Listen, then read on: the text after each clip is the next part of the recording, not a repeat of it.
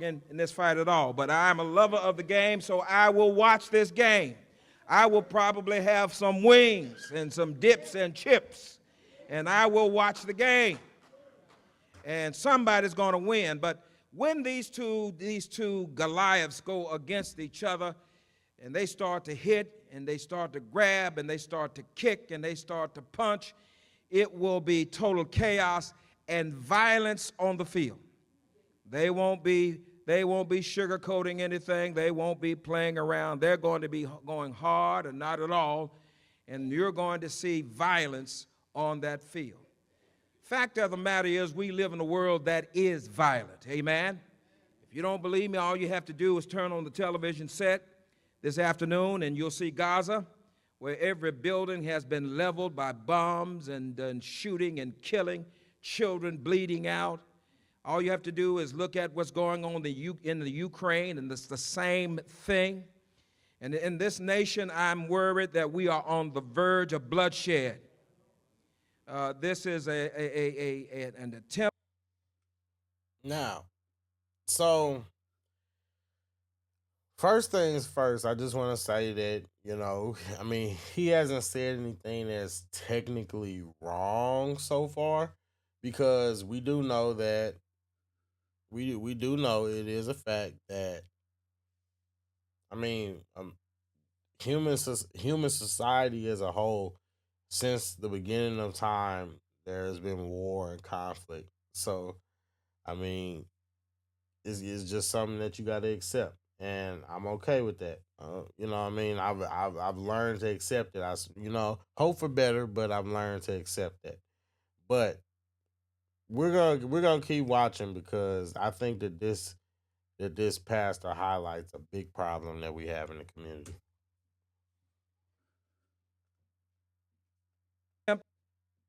To take us back to a day that we do not want to go, and we will not go. Therefore, there will be conflict. Now, did you hear that? Did you hear that? And killing, children bleeding out. All you have to do is look at what's going on in the Ukraine, and it's the same thing. And in this nation, I'm worried that we are on the verge of bloodshed. This is Why do people think that? That's my genuine question, because I hear so many people that are like, oh, this nation is, I see it going in a place that it's never been. Why? What is going on that's so bad?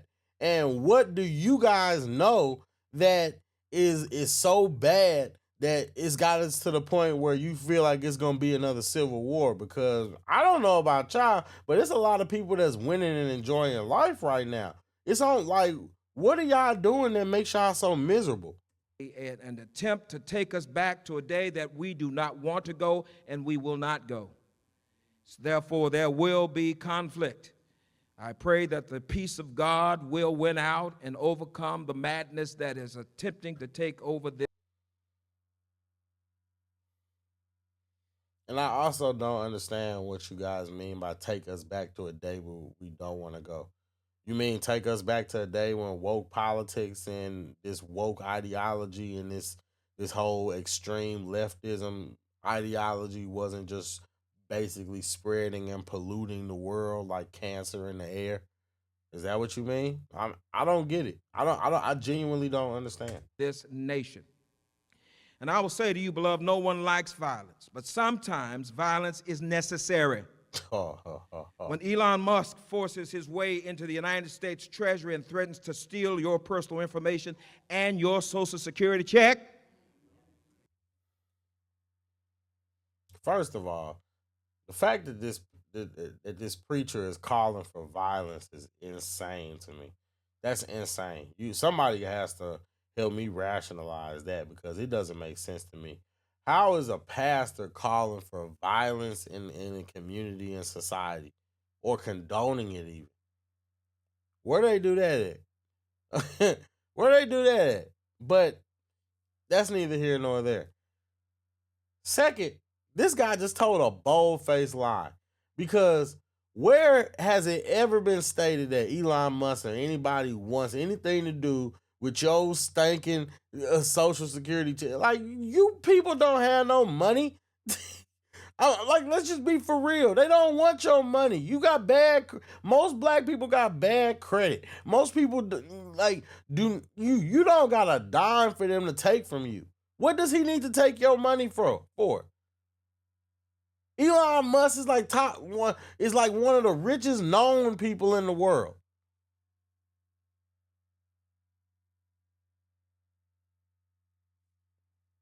What do he got to steal from you for? I mean, just really, let's just be honest. What do they have to take from you?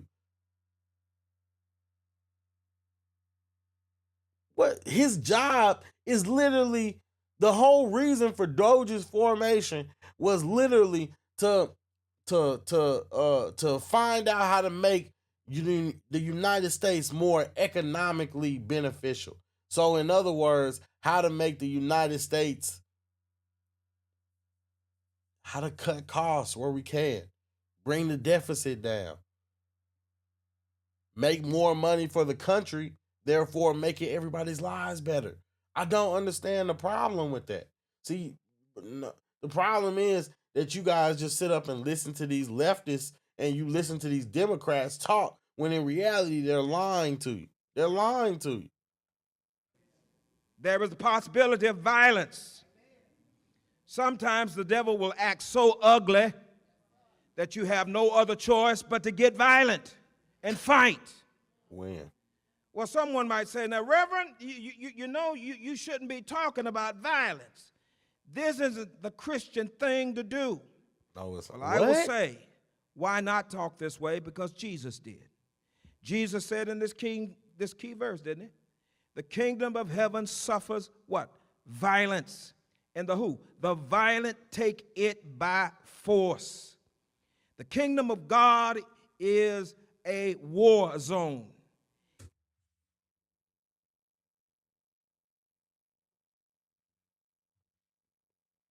Okay, heretic. It is a battlefield. You did know this, right? It is a place where the forces of hell clash against the angelic hosts of heaven in a violent spiritual warfare. And we are included in the battle. Says who? Like, no. See, this is what I'm talking about when people sit there and when people sit there and contort and twist up and manipulate the Bible in order to fit their narrative. This is what I'm talking about. This is what I'm talking about. They're not talking about physical warfare for your social justice issues. No, it's not true. It's not true. What? The violence of this warfare affects every part of our existence. It affects our bodies. It affects our minds. It affects our peace. The stress, the chaos, and the pressure produced by the violence can be so intense we find ourselves on the verge of collapse. But although we feel that sometimes we are about to break, our charge is to hold fast because Jesus is our battle axe and he will fight our battles. In our lesson today, John the Baptist serves as a major character in understanding the violence of the kingdom. There are basically about 3 to 4 movements to this narrative that I want you to see. Hold on, man. Like, see, I'm sorry, I can't do it. I can't do it. I can't do it. Well, because what we're not finna do is just sit up there and act like the Bible or Jesus or them are condoning or saying something that they're not. That's what we can't do.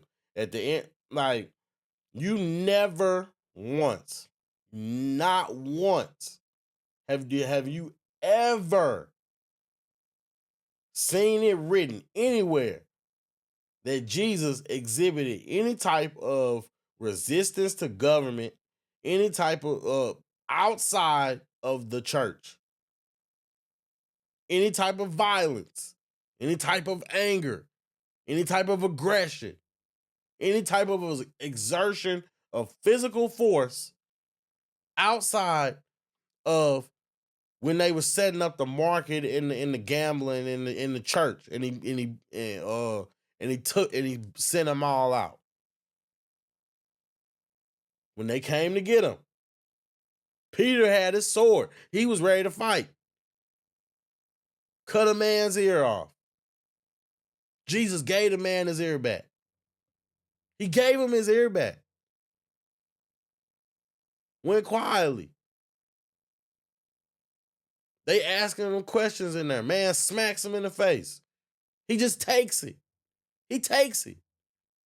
And I'm not promoting turn the other cheek or anything like that. I'm saying that how could you get up on the pulpit and sit there and literally preach something that is the opposite of what the Bible teaches? The Bible doesn't teach you to be resistant to government authority.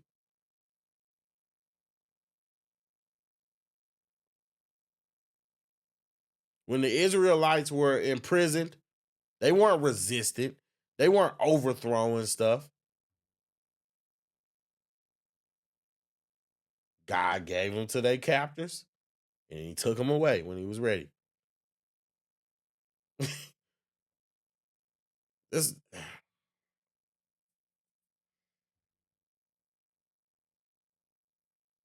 I don't like heresy, man. I don't. I'm gonna be honest with you. I don't. I don't think it's cool for a pastor to just sit up there and just lie and promote that in order to promote some woke leftist agenda. That's essentially what it is. That's essentially what he's doing. He's promoting a leftist agenda, and it's not right. It's not right because these people sit up and listen to these black pastors and these black churches, and what they're doing is they're leading y'all down the wrong road. And that's the truth. They're leading you down the wrong road because there's no way in the world that you can get from the Bible that you were supposed to be violent. Violence happened to Christians, and Christians were never explicitly told to get violent back with people. So what you're telling people is something that you're pushing.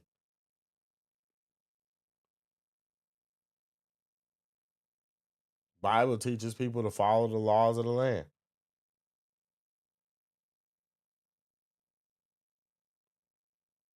Tells you to live in the world. It just says don't be of the world.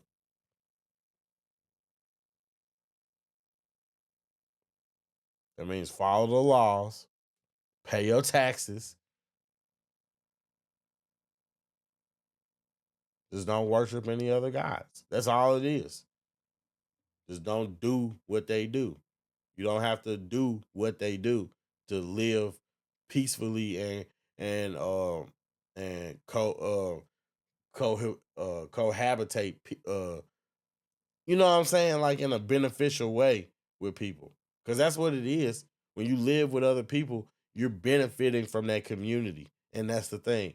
When you're a good person, you benefit the community. When you're a helpful, positive, fruitful person, you're a benefit to the community. That's why, that's what I'm saying. That's why a lot of these black churches getting people messed up because they throwing all this woke political stuff into it. And it's like it would just be better if y'all just didn't talk about it at all. If we really being honest. It would be better if you didn't talk about politics at all. Because what, like, the church calling for violence, that's insane. That's insane. That's insane. But I don't know. Let me know your thoughts and comments in the comment section. Like video, share, subscribe, and JayyRedd Unfiltered signing out.